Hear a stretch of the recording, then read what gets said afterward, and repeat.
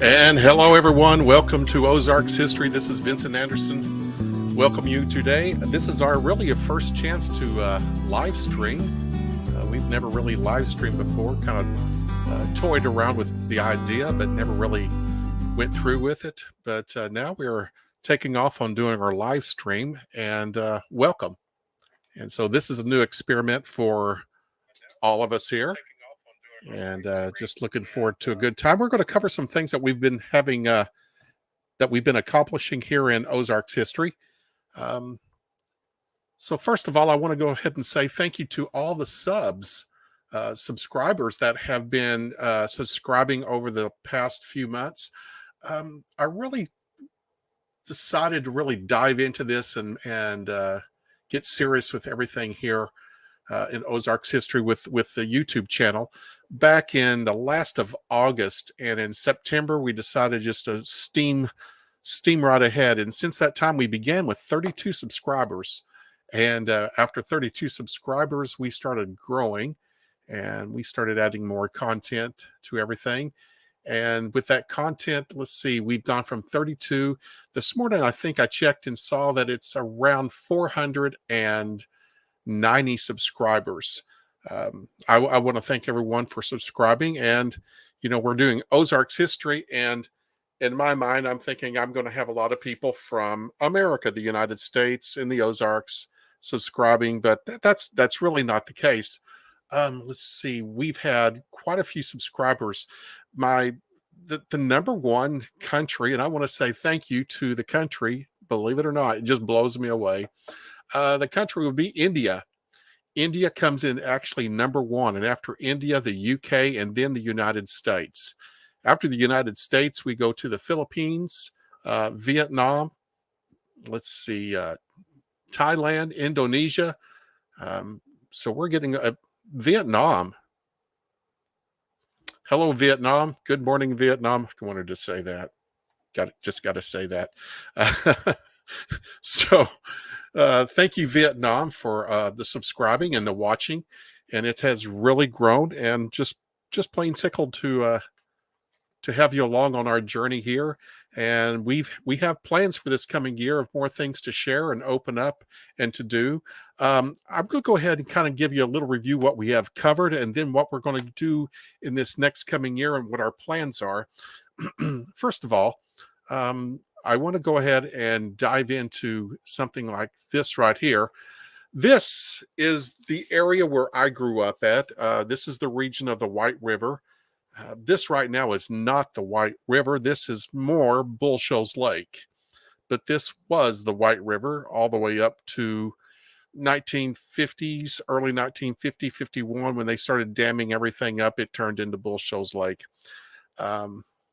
Over the years, we have been blessed here at Ozarks History to jump in and have favor shown to us. Have you ever had a dream in your heart and you knew that, listen, there's no way we can accomplish dreams on our own. It takes someone else coming alongside us, helping us out, showing us favor. And over the years, I've had favor shown to myself in my search and journey on different things for Ozarks history. First of all, I'd like to say the U.S. Army Corps of Engineers. Some people kind of, when they say that name, they go, "Oh, Corps of Engineers," because they remember the park guards or guides or park rangers, excuse me, going around in their trucks and maybe checking on them. But I'll tell you what, the archives and the things that they have preserved, and you're thinking, what about all these silly laws and rules and regulations? It's to preserve what we have right now on the lakes and the rivers.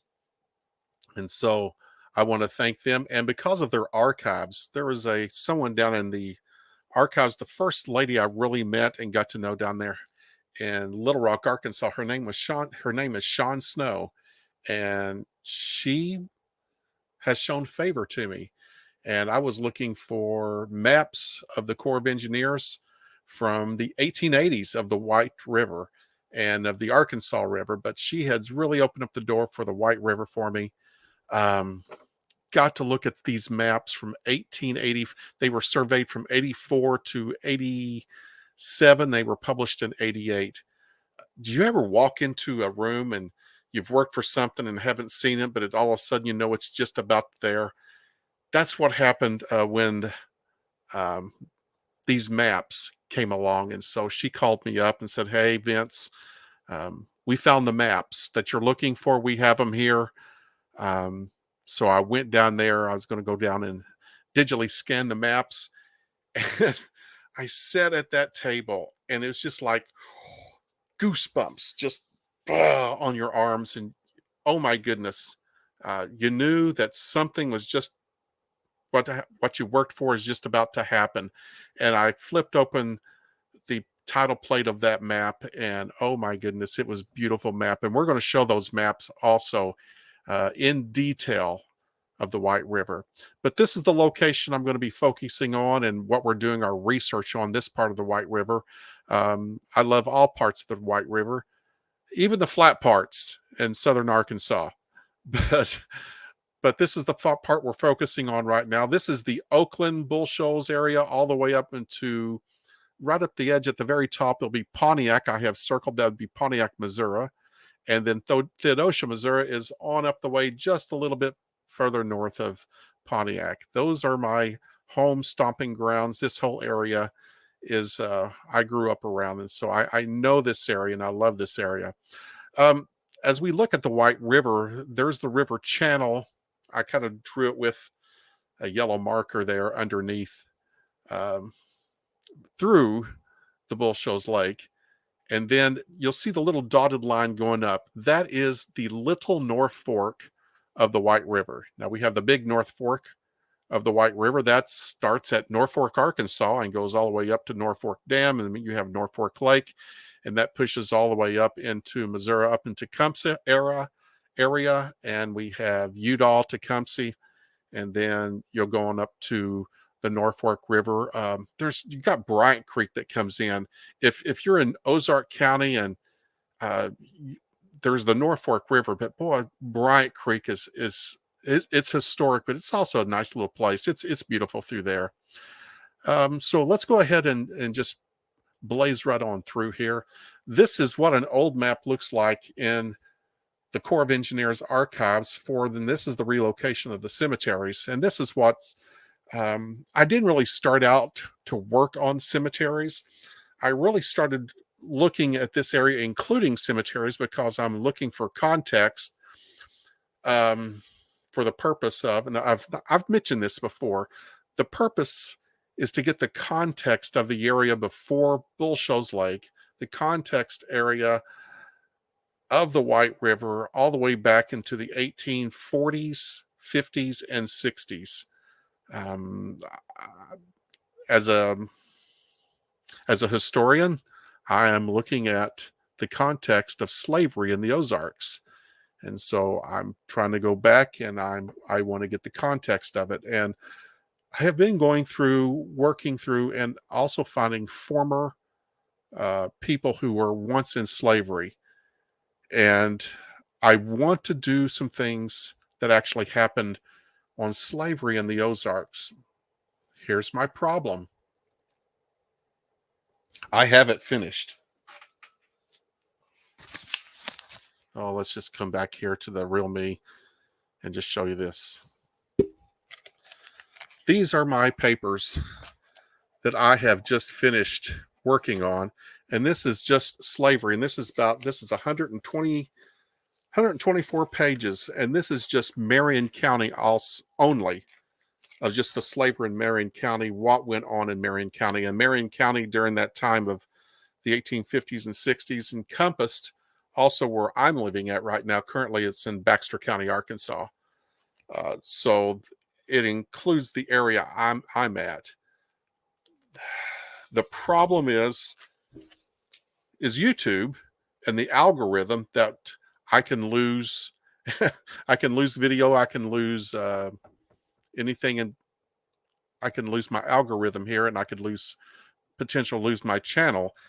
But I really think it's very important to understand what went on here, because just a thumbnail sketch of saying this, slavery in northern Arkansas wasn't about only growing crops, because northern Arkansas, up this area, you're not going to grow huge cotton crops and huge cotton plantations.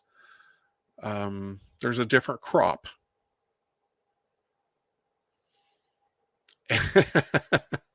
And it's people.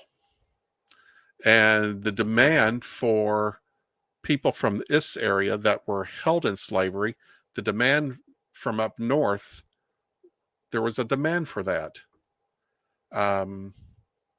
So there is a huge issue. And so we have, even during the time of, oh boy, I wasn't going to go down this rabbit hole, but hey, I'm here. Let's just, if I don't get anything out of this live stream here, oh well. If I get battered, there is this book. It's called Bloody Engagements. John R. Kelso, Civil War.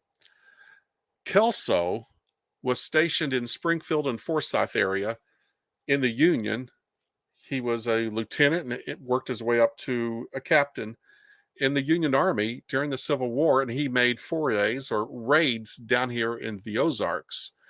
And his book here, and it's been transcribed and edited by Christopher Grasso. He's a professor of history in Southeast Missouri University, I believe, over near Cape Girardeau. I think I have that right. Sir, if I have that wrong, I ask your grace. But anyway, I will tell you, this is one excellent book. If you want to know the context of things that were going on, he journaled what actually happened. So the official reports of the Union Army as they were making raids down here into northern Arkansas, they're good. So we know what the officers made in their official reports. This starts bringing out a whole new light and context, and you start figuring out not every officer not every officer making a raid down in here had the most honorable intentions, and how dishonorable some of them could be on kidnapping young ladies and taking them across the state line. This brings light to that. So I'm just saying, this is a good book. My own personal copy, I've marked it up. Hey, the reason, nothing wrong with the digital book, but shoot, I work in the library. I believe in real books. Get a book. If you enjoy it, purchase a book, buy it, mark it up, make notes in it, make that book more make it valuable, make it so valuable that the next generation will say, hey, can I have that? Can I have that book when you're gone? So have something to pass on to the next generation. So I have books that I've written in, quite a few books. I have a book called it's Marianne Messick's History of Baxter County. I have one. It's marked up. It's my history Bible for Baxter County. Now I'm going to tell you something about that book, and quite a few people have that book, and it's very popular. The History of Baxter County by Marianne Messick, and it was published in 1973, and they were celebrating the centennial, a celebration of Baxter County in 1973. And this year we are celebrating our sesquicentennial here in Baxter County. But not everything in that book is correct, and that's okay. But what I have done, I've taken that book and I have pulled her stories out, and I've walked through those places she's explained. I've talked to family members and different things, and I've backed up with historical records. Some of those stories are true. Some of those stories are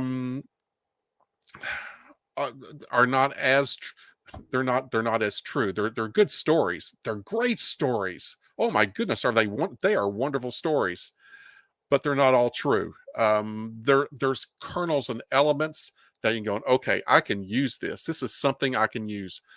When there was a raid here in Baxter County in October of 1862, and the skirmish, there is a there's a cemetery out here, and that cemetery from where I live, as a crow flies, is a little under it's about a mile and a half. It's under 2 miles from where I live. I heard about it growing up. I heard it as the Yankee Cemetery, and it's not the Yankee Cemetery. There are not 14 Yankees buried in that cemetery.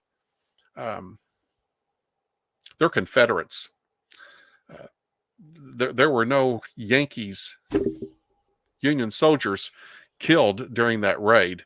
A Lieutenant Mooney, who was a Union soldier, got shot in the hand, and it was documented, but there were no Union soldiers that were injured or killed. There were some Confederate soldiers that were in that attack at 2 o'clock at night in the morning. And so there's some things in the book that need to be changed. So I go into my book and I write the correction that needs to be done. It's a better book. And so make notes. I'm going to tell you something. I have a Bible. I have a Bible that I got in 1988. And I take that Bible and I read that Bible. And so I understand different things in there. Every week I'm going through that Bible. I understand a certain word in the context. I look it up. I study a word in Hebrew or Greek. I go in there and make notations so I can understand the whole context. And so context is very important. If you're going to study history, it's just not about somebody, being born, they died, they got married, they're buried here at a certain date. There's context. Everybody has context. I have context. You have context.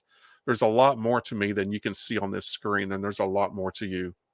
So I want to dive in that, and I want to bring out the context to the slavery of this area. And I think it tells a little bit different story than we may understand concerning slavery.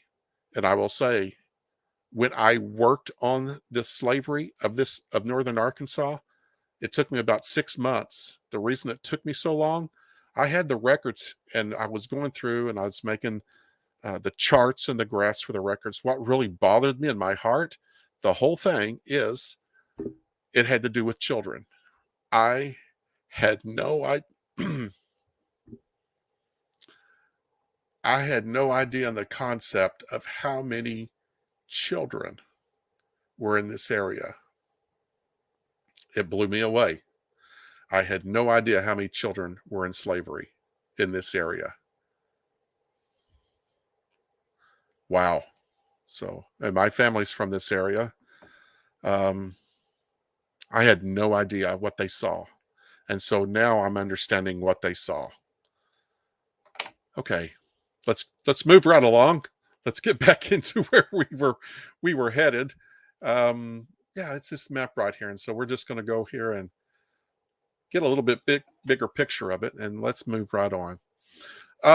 This is a cemetery right on the Missouri-Arkansas state line. This is called the New Oakland Cemetery. And as a kid, I remember going there, seeing the different shapes of the tombstones, and I've mentioned this before. This very first tombstone, there's actually a shape to it, and it's actually called a lozenge. And I just thought they would look like big arrowheads, and they were field stones. Well, they're called lozenge. There's a certain shape and technique and style to this stone. The other thing that I have in the background, there's yellow highlight around it. It's a Neck-Discoid. And I grew up seeing these Neck-Discoids down at this cemetery every so often. We'd come down here and walk through. But that Neck-Discoid, you just see something all the time growing up. You don't think a whole lot about it. But there's a whole lot to the context of Neck-Discoids. And these Neck-Discoids come from this Hogan Cemetery. Some of them do. Hogan Cemetery is just full of Neck-Discoids. And the reason we call them Neck-Discoids, we have the shoulders, and then we have the neck, small neck, but it comes up with a disc, kind of like a head, or kind of like the sun, but it's a disc. And so you can have wide shoulders, you can have a long neck, narrow neck, and these shoulders are going to be these are just kind of laying up against the crypts here, these stepstone crypts. These shoulders are going to be buried in the ground when they are all finished and the right way. These shoulders are going to be buried into the ground, so you're only going to see the neck, or the a little bit of the neck, and then the head on top, disking around. And so the Hogan Cemetery, very, very significant. This is now underneath the lake. I drove down there with a friend right near there. Jonathan, when did we go? September, October. I'm a little fuzzy there. But the lake was dropping down, and this area was almost above water. Not quite, but it was really, really close. So there's our Neck-Discoids. And there's more Neck-Discoids here. And then we have these graves. We have crypt graves. These type of crypt graves are called Stepstone Graves. Pretty cool. The body is buried under the ground. So they're not buried deep. In the Ozarks, you're not going to bury someone 6 feet deep. Nope, not going to happen. Too many rocks right down here on the bottoms down here. So you're going to bury them. You're going to put them under the ground about 1.5 feet, 18 inches, probably 2 feet. And then you're going to cover them up with dirt. And then you're going to put these stones on top. And so it helps when you have a shallow grave. You can just do something like this. The one book that has really helped me understand the Neck-Discoids is this book. It's called A Shape in Time and Space. Now I will have the link for that. If I don't have it down below right now, I will have it down below. So in the notes down below, this right here, this is going to go back up on YouTube as a regular video. You can go and click and order this book. This book is a very significant book. There are some people say they're just only in Tennessee, a few in Illinois. It's not true. They are in northern Arkansas, and they're in also, I believe, up in southern Missouri at two cemeteries that I actually saw on old photographs from the Corps of Engineers. So this is called A Shape in Time and Space. These Neck-Discoids will link to back to Europe, actually back up to, they're actually discovered some up in Wales. I saw in a documentary, about 2 months ago, but also up in Scotland area. And so, and then the people who are buried, the heritage here that we have are Scottish heritage. I've gone back and I've done the genealogy and tracing on them. They are Scottish. All the stones are local stones. Most of the stones, I believe, few are limestone. Limestone doesn't chisel out as well for what they were working with. Most of them were sandstone. I have seen a couple limestone Neck-Discoids, and if they are limestone, a lot of times they don't end up being the disc. They end up more being, they'll have the shoulders, the neck, and the head coming up, and they'll have a little bit more of a square or a heart shape to them. It's harder to chisel out that limestone and that nice round. It's easier to do it with sandstone. I've been working on and finding out. Okay, and so here we go. There's our really good picture here, the Stepstone grave, Neck-Discoid marker. And the Corps of Engineers, when they marked every grave with a stake here. You see a stake here in the red. It's got 2 little nails with a little piece of metal in there, and that metal holds a number. And so every grave is numbered. And so when they disinter and then reinter, everything is traced with that number. And so the records also correspond, the written records correspond with this number. Pretty good little system. Did they lose anyone in Bull Shoals Lake?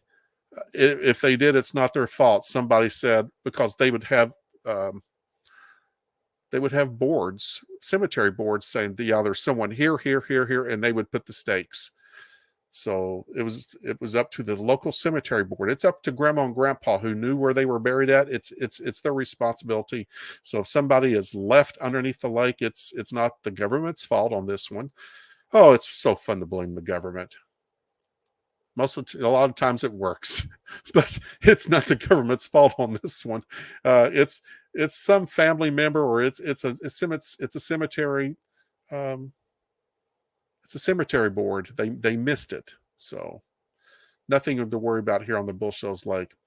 As we were going through the Neck-Discoids, I had an opportunity to go to an abandoned cemetery. I've had a lot of comments on the abandoned cemetery. They happen. It's okay. It's okay. They do happen. But in this cemetery was a Neck-Discoid. Love this Neck-Discoid, and it has to do also with Charles Darrell Wood. Um, Silas Turnbow actually wrote about the murder that actually took place here and his burial. Um, if you go to find a grave, if you look for him, I've made a new record. But if you go try to find him, his wife is buried in Texas down near San Antonio in a small town. It's not coming to me at the moment, but he is buried up here. There's no reason for them to disinter him, haul him down to South Texas. He's buried here, and on the tombstone of the Neck-Discoid, it says C.D. Wood. It's Charles Darrell Wood, and it's the exact time period. And there are Neck-Discoids in this old abandoned cemetery here. If you look down here, you'll see the neck, you'll see the shoulders. If you go down, it looks like it has hips. So what's really going on here? Where the hip level is at, that's where it should be in at ground level. And that's the base that's going to be underneath the ground, holding it steady. This has been knocked out, but it's leaning up against where it should be. Oh, I drew my little fancy line here of yellow and red. So that where the yellow and red is, that should be ground level, and that is his stone table crypt. And this cemetery has quite a few of stone table crypts. To my knowledge, what I counted, and a lot of them are busted and falling apart, there's at least 20 of little stone table crypts that I have found. And some of them are beautiful. And there's children. You know, during this time period, a lot of death of children. I mean, so it's just death is no respecter of person. Here's another stone table crypt. If you look at the very top of the picture up there, there's another stone table crypt that the sides have been busted, but the top is just kind of, it's leaned over. It's leaning over. Yeah. Okay. So the next thing after we did that, I'm going to add something else to stream. I got pretty excited. So right up from the Hearst Tea Garden Cemetery up on the hill into Flippin, Arkansas is the Flippin Cemetery. There's some Neck-Discoids up in there. This is where we have sandstone, but then we have some limestone discoid types, but it's hard to chisel out the very top because of how the limestone is formed in these little layers. And so they left the top of not putting so much of a disc on it. Some of them look more like a heart. This is a really good video. I had some fun up here. The problem is, this is take 2. The wind. I'll tell you what. I don't remember so much wind in the Ozarks when I was a kid growing up. But boy, I'll tell you what, the past couple of years, it seems like the wind has been zipping like crazy through in the Ozarks. And so I have been fighting wind and getting new microphones, trying to combat the wind, going out and doing different things. Oh my goodness, wind. So there we have the Flippin Cemetery, named after the Flippin family. From there, we jumped on over to the old Athens Cemetery.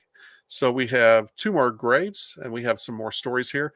So far, we have got, on Ozark's history, we have 52. My friend who is a professional tombstone hunter, Abby Burnett, she has a book called Gone to the Grave. Hi, Abby. She's called me a couple times, and we email. There's more Neck-Discoids. These right here at the old Athens Cemetery are stunning and classic. Look, these things have tall bodies. look at the necks and the heads on there. These are beautiful. These are from the late 1850s. The little 51. Number 51 is a little girl. She's 7 years old. Number 52 is the mom. Their last name is Baker. You have a chance, go look at the Athens Cemetery video.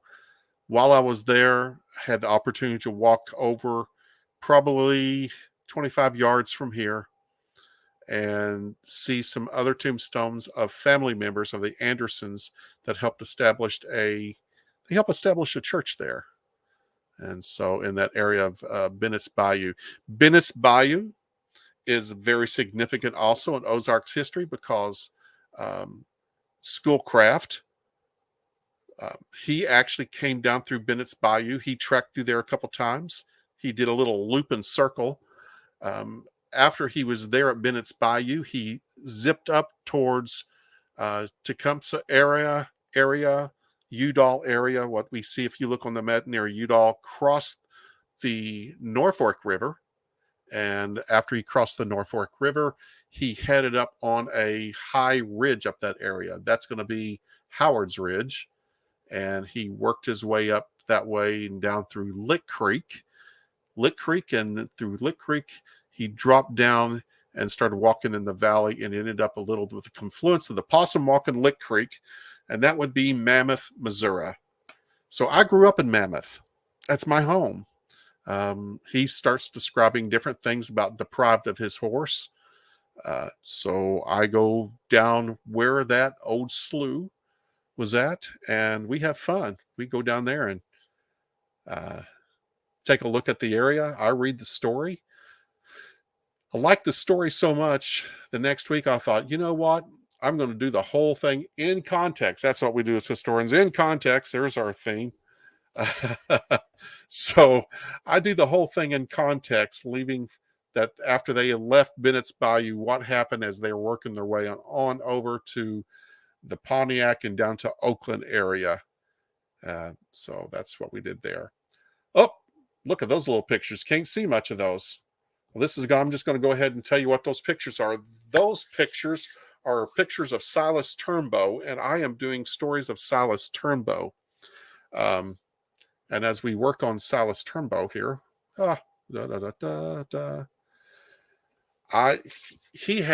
I've counted 816 small stories and vignettes, and those vignettes have wonderful kernels of history about the Ozarks. He also journaled and did the whole history of the Arkansas 27th Infantry and all the things that they went through. That's a really significant book to myself because my great-great-grandfather was also in the Arkansas 27th with him. And so I can find out a little bit what they were going through and what they encountered. And then I threw in, while I was down on the creek in Mammoth, I threw in the Ballad of the Bald Knobbers. That was just off the top of my head. The Ballad of the Bald Knobbers is actually an anti-Bald Knobber song. So we are going to do some things on the Bald Knobbers here in Ozarks history. I happen to write a book on that. Gathered a lot of stories from newspapers, put them together as a chronicle. So we're going to do that. Now, the Ballad of the Bald Knobbers, or it's the anti-Bald Knobber song. I gave you a verse and the chorus. There's a whole lot more. And so I'm going to get ready, and I am actually going to do the whole history of how the Bald Knobber song, about the Bald Knobber song, and where that song came from, and the tune. That tune is actually borrowed. That was borrowed from a tune it's an execution tune from the early 1880s of Charles Godot. He's the one that assassinated President Garfield. Actually, it was the longest assassination ever because he shot Mr. President Garfield in the back. Oh my goodness. He shot him in the back. And he didn't die then. About 2.5 months later, let me think about this second. That was July 2nd, 1881. Garfield didn't pass away till September. So he laid there in misery and died. And most likely, okay, he had the wound from the gunshot, but it probably wasn't the bullet that killed him. It was the doctors and the nasty infection and everything else. Oh, let's just get our hands in there and fix it up. Could be hygiene and everything else. And he died of a serious infection. So we lost President Garfield. After that, they marched Mr. Charles Guiteau out, and he did this little antic of a crazy poem called Lordy, Lordy, I'm Going to the Lordy. Oh my goodness, it's a crazy poem, but they did the song. Oh, I have that song right here. A little portion of it. Now I sang the Bald Knobber song. I'm going to sing a portion of the Charles Guiteau. Come all you tender Christians, wherever you may be, likewise pay attention to these few lines from me. For the murder of James A. Garfield, I am condemned to die on the 13th of June. Was it June? Upon the scaffold high. My name is Charles Guiteau. My name I'll ne'er deny. I leave my aged parents in sorrow for to die. But little did I think that in my youthful bloom I'd be taken to the scaffold and meet my fatal doom. You know what? I probably sang that out of tune because I have headphones on and I'm not hearing myself too well, and I'm hard of hearing. So, whatever. You got to hear me sing a little off key. I love to sing. And so, we're going to do a little bit more on the Bald Knobbers and books. I want to mention a few other books. I've mentioned these before. I want to tell you one of the best books about the White River, and it's this book right here. It's called Steamboats and Ferries of the White River, A Heritage Revisited. I get questions at least once a week. I want to learn a lot. I want to learn about the White River. I want to learn about the Ozarks. If you want to learn about the Ozarks, I'll pull up the books from Brooks Blevins next time. He wrote a trilogy on the history of the Ozarks. But if you want to know about the White River, since I live near the White River, just a few miles, and here in Baxter County, and at the Baxter County Library, I get a question a lot. This is my go-to book, and I'll say, here, start with this book. This book is the one that started me passionately on the White River, because there are 5 plates or maps in here, partial plates and maps, of the maps that I started searching for the full maps. It's in this book right here. Absolutely blessed. I say that word a lot, absolutely. I am just so blessed to be in the right place at the right time to get this book. Actually had a bookstore back in the 90s, and this book came out, and it was my #1 bestseller Arkansas book. Well, it went hand in hand with Tim Ernst and his photography book of the Ozarks and Buffalo River. But this book right here is one of my top selling books that I had at the Cherry Tree Bookstore. It's published now by the University of Arkansas Press. It's an important book. And last but not least, I want to need to click on over here. Here we go. And I'm going to do my last plate here. We've been talking about this little gadget right here. This is called a Minnesota trapper's trowel. And the trapper's trowel is one of the most handy little tools I have ever used out in the field. I started using this when I was a kid. Trapping. I started trapping when I was fascinated when I was 8 or 9 years old. And so got another one here. So here it is. Cold rolled steel, sharpened edges, nice point to it. Wooden handle, good welds here. This thing is not going to bend when it hits the rocks in the Ozarks. If you have rocky soil, this is going to cut into the soil. I use this for digging trap sets and setting traps, but you can use this in gardening. It's not a long shovel. It's just 22 inches. one of the most handy tools you can actually have in the field. So if you work in a cemetery and you're adjusting stones or you're cleaning around stones and different things in the cemetery, this is the little tool that you need right here. If you go to Cabela's, it's $12.99. If you order more stuff from Cabela's, the shipping, you can knock the shipping off. Hey, what a deal. But $12.99 plus shipping and tax at Cabela's Bass Pro. I will have the link to this down below, and this is a great little tool. So every time you purchase this tool, you're actually helping Ozarks history. Also, if you would please, if you would go down at the bottom of this video and you would smash the like and subscribe button, we would be more than happy and pleased. And we're just very blessed to have you along with us on this journey and trip. We will be back, and we will be talking more about the tombstones of the Ozarks. There's one picture that I have and have captured, and it's how many different things can you see historically in one picture? And man, I was going through there. I found 10 different things historically in one picture that we were taking and we were colorizing from 1948 of an old abandoned cemetery. And that cemetery would be the Yoakum Bend Cemetery. Is that Yoakum Bend? It would be the Yoakum Bend Cemetery, I believe. And just a beautiful picture. Even with the water damage, we pulled the water damage out, most of it, and started working with it. And it's just wonderful. And so we're going to start looking at how many things can we find in one picture historically in the Ozarks and what that blends back to on our context.